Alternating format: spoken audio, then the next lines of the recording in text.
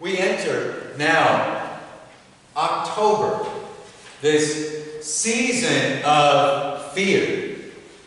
And if you don't know that Halloween is coming, just walk into any store and they will remind you with their displays.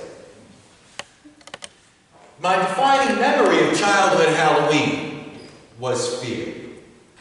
Not fear of the kids in costumes, not fear of neighbors trying to poison us, not even the fear that someone might weigh down my candy bag with an apple and I would be forced to say thank you. It was my parents I feared the most, because they had this Halloween tradition that we couldn't go out for candy until we had cleared our dinner plates. And then they would load up the plates with grotesque and terrifying things that no kid would ever willingly eat. My siblings and I still remember it, cowering in fear at the dinner table in costume, wondering what nightmarish monstrosity we would have to face, like liver and a big slimy pile of okra. And they wouldn't say, like, "This is werewolf tongue and goblin guts," which would have made it more appealing. They would say, "This is okra. Try it or you're staying in tonight." As I got older, I came to appreciate this as a strategy for getting your kids to try new foods. So I brought it up with Elizabeth, and she said, "No, that's just me." And suddenly I realized my parents had been playing a trick on me. And I realized I still don't like okra. All I learned was how to not chew my food. I'm not really that afraid of some stranger poisoning our children. Actually, it's an urban legend. You can look it up. Every single case of a child being hurt by Halloween candy so far has been debunked or linked to a specific relative targeting a specific child. The only person who has ever been caught tampering with candy for strangers was in 1959. A disgruntled dentist who gave out sugar-coated laxatives. Now, you would think that dentists would be happy about all of that tooth damage, but this one apparently really did care more about oral hygiene than he did about making a buck. Or who knows, maybe he gave out laxatives because he knew that children don't chew their food at dinner before trick-or-treating. These days, the most dangerous thing in your child's candy bag is the apple. Because it's been sprayed with so much pesticide on the farm, it is actually covered in poison. It turns out the kids are right when they sneer at the apple. Although my crazy kids actually want the apple and they want to eat it while they're trick-or-treating. They know that it's good energy for the long-haul endurance trick-or-treat. And we have to say, no, don't bite that. Here, eat a Reese's. This time of year, I'm afraid of walking into a store with my children because I know that they'll see all the Halloween stuff and they'll pester me to buy costumes, and I think, what's the point? You're going to have to wear a coat and a hat over it. Nobody's going to see it. Now there's a scary Halloween moment, the one in which you have to tell their children that they're wearing a coat over their costume. I guess the solution is to buy an adult-sized costume so they can wear it over their coat. And my kids, they want all of the decoration, which led me to another very frightening discovery this Halloween season. I was on the porch the other day, and I suddenly realized we never took down our Halloween decorations from last year. We still have skulls and ghosts in front of our house. Apparently, we did last Christmas and the 4th of July. Last year's jack-o'-lanterns were on the steps rotting until May, and I'll tell you, they looked really creepy at the end. If you want the scariest jack-o'-lantern in your neighborhood, the secret is carve it in July and just leave it out. None of the plastic decorations in the store can compete with that. All the stuff in the store, the tombstones, the witches, whatever, it doesn't bother me, but it does alert me to the deeper fear. That lurking shadow, seasonal affective disorder, which the acronym for it, SAD. And I don't just fear my seasonal affective disorder. I live in upstate New York. I fear everybody else's seasonal affective disorder too. Surrounded. It's like an apocalypse of zombies. Everybody gets so SAD. My wife, my kids, my students, everybody. Some of you out there right now are hearing me through a haze, a smoke screen of seasonal depression. As a matter of fact, that's what I should dress up as for Halloween. I should just put a black blanket over my head, tie a bunch of cinder blocks to it so it weighs 200 pounds, and then just go lurching around and say, I am seasonal affective disorder, and I'm coming for you. Winter is coming. Darkness is coming. And it's coming for everyone. Seasonal affective disorder is old. It goes back a long way. And so do traditions, community traditions of reminding everybody that we're all in this together. In Northern Europe, natives would meet it head-on with the festival of Samhain, actually pronounced Samhain, because apparently the Celts got their W upside down. The festival of death, but also the New Year's Day. From sundown October 31st to sundown November 1st. As a matter of fact, November is a Roman name, meaning ninth month, which it isn't. The Anglo-Saxons called November Blutmanov, which I think is a better name. It gives us Western New Yorkers a better sense of where the year is headed. Blutmanov. It means the month of blood, sacrifice.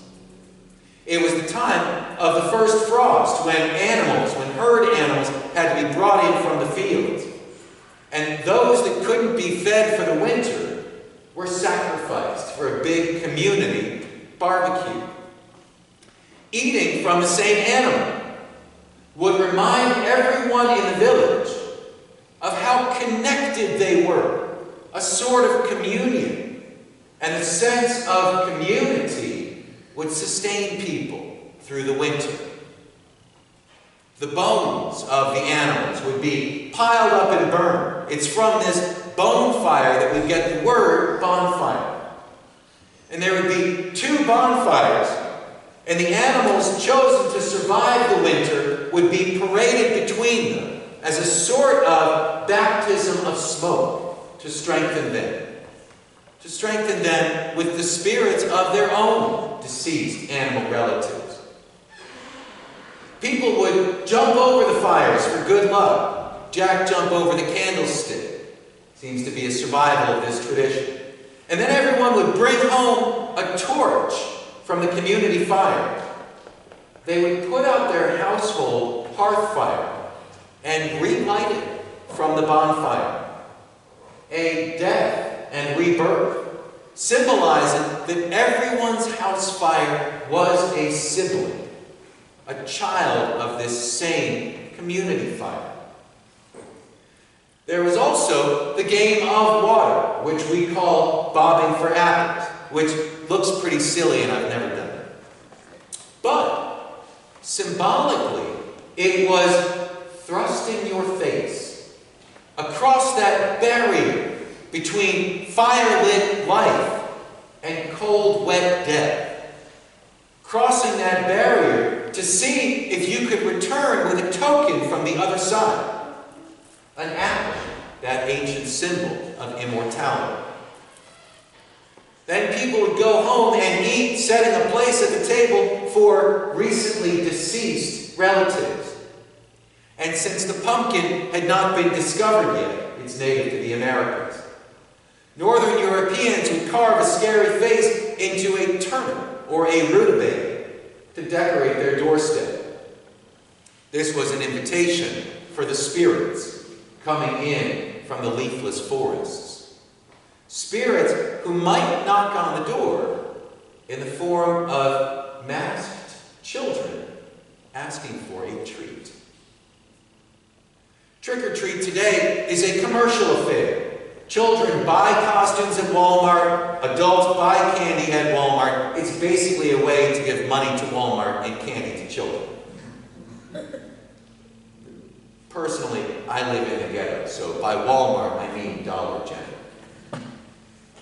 It does still retain some traces of getting familiar with your neighbors, although these days a lot of parents will put their kids in the car to go trick-or-treating in some better neighborhood. And kids don't necessarily dress up scary anymore, although I do find most Disney princesses to be terrifying. Except for Moana. But nobody's going to see Moana costumes because they'll all be under coats this year. And this year, the hot Halloween costume for boys is Marvel's The Black Panther. I can see the headline now. Oh, inner cities overrun with Black Panthers, demanding candy. This does not bode well for midterm elections. But the old symbolism does not hide far under the surface. The door, the portal to your house, and by extension, your household, your family. The barrier between inside and outside. Spirits knock on the door. You open the portal, and food is passed across the barrier from the living world of indoor light and life to the spirit world of darkness and death. We hope for a blessing to not spend the next day scraping toilet paper and egg off our house. But mainly we hope for the blessing that we will survive the coming winter. And for this, we want the spirits to see our generosity. You know, we probably don't think of a 2-cent pack of Smarties as a sacrifice. But it is a gift to the spirits, accepted by those in need. Little goblins in need of colored sugar. And also their parents, who are in need of their kids to knock themselves out with sugar so they can get some sleep. Halloween is also one of the few national holidays that celebrate powerful women. A very crude and insulting male caricature of powerful women, yes. But while most holidays are symbolized by male figures, Halloween is characterized by the witch. Now, that word has very negative connotations. But seriously, in old Europe, if there were green, warty women casting curses, the natives would have got rid of them long before the Christians showed up. The word witch sounds really bad, but what we're really talking about are the priestesses, the shamans, the medicine women, the doctors and midwives, the storytellers and teachers, the women who knew the signs of the seasons, who anointed and advised the chieftains.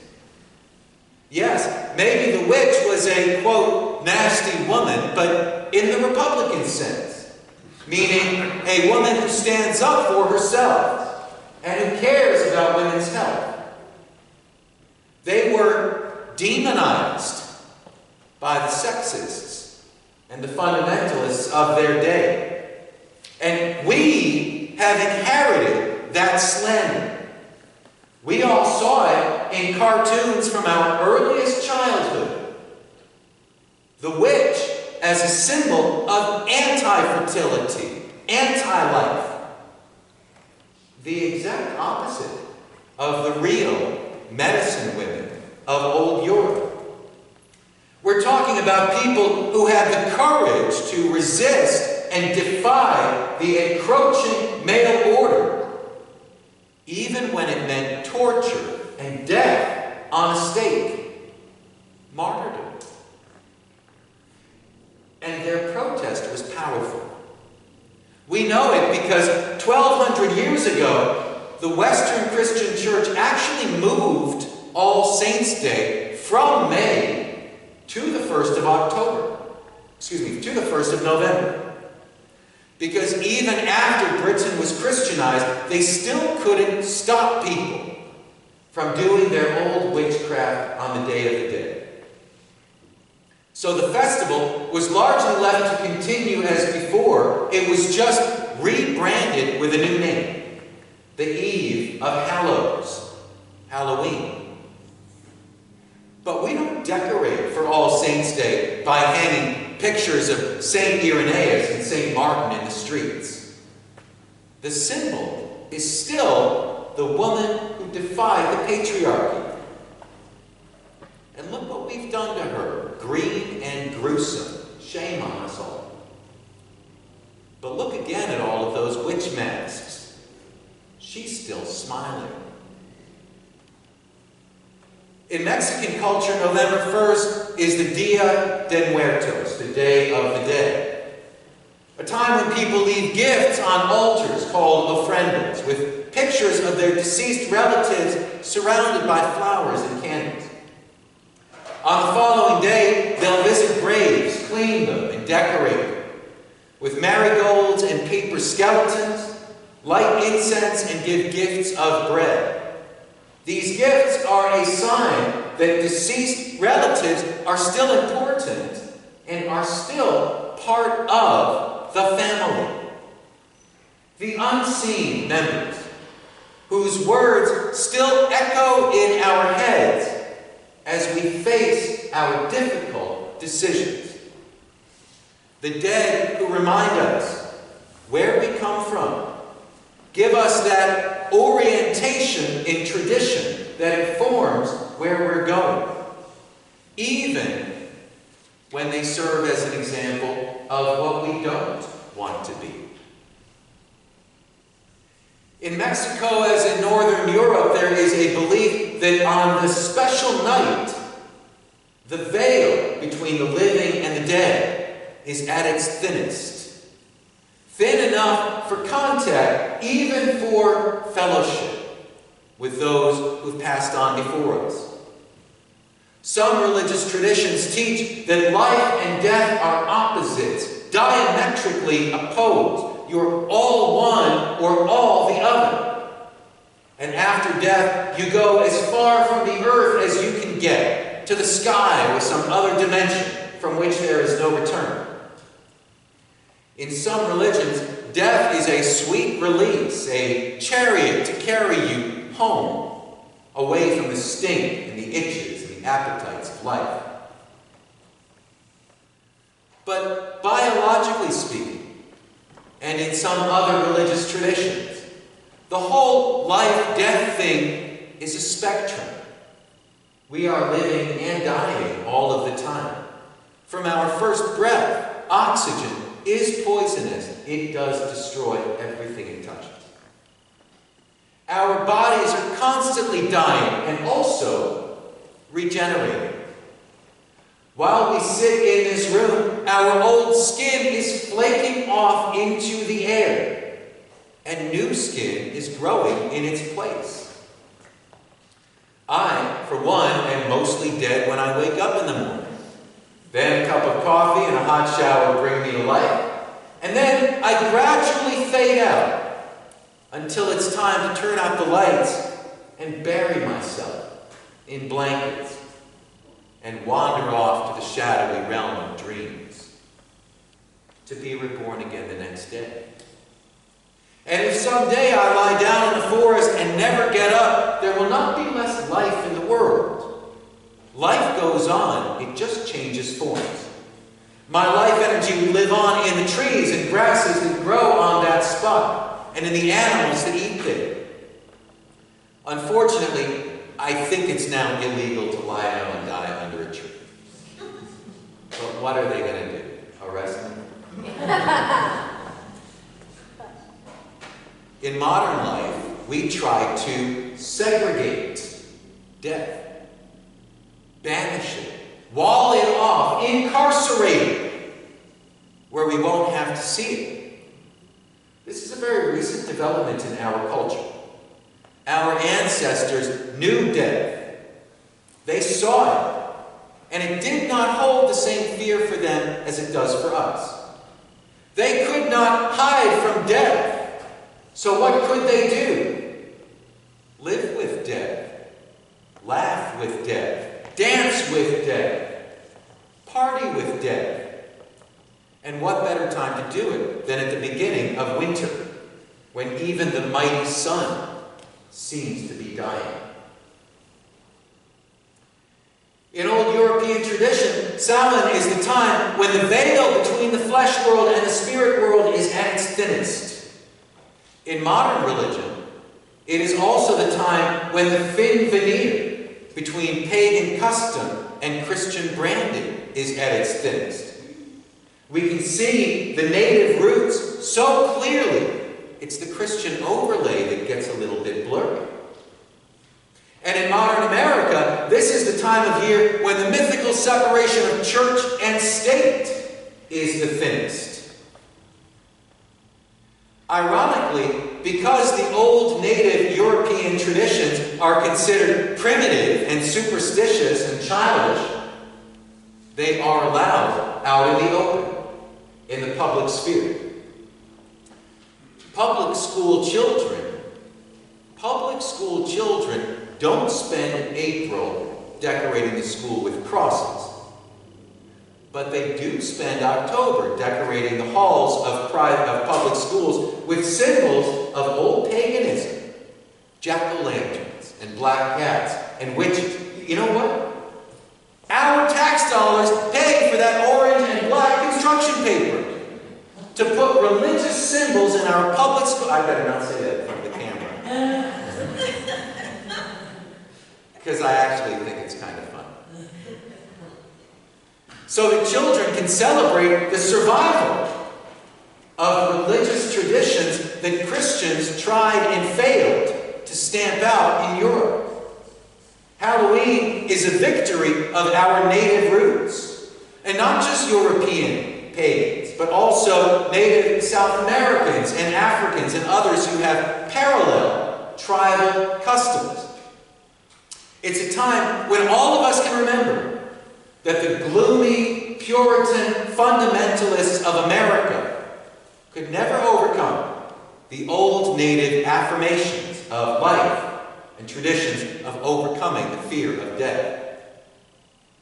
In Europe, the tribal matriarchs and medicine women were forcibly silenced, branded as witches, and burned at the stake. But at this time of year, they reign again.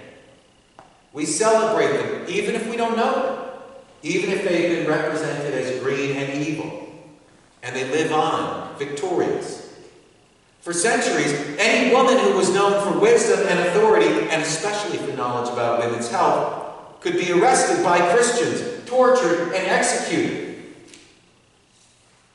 And I guess the Supreme Court is headed that way again. But Halloween, you strip away all the commercialism, and it's still a reminder of those old matriarchal traditions of nurture and community. Facing the fear of winter and death together. The smile on a child's face, the greatest reminder that life continues. In some small and idiotic way, giving a candy bar to some kid at the door is an act of continued protest, resistance, refusal to let that old male domination and fear control us. This is the time of year when we are meant to face our fears. And this is a time of year that we are meant to remember that we are in this together.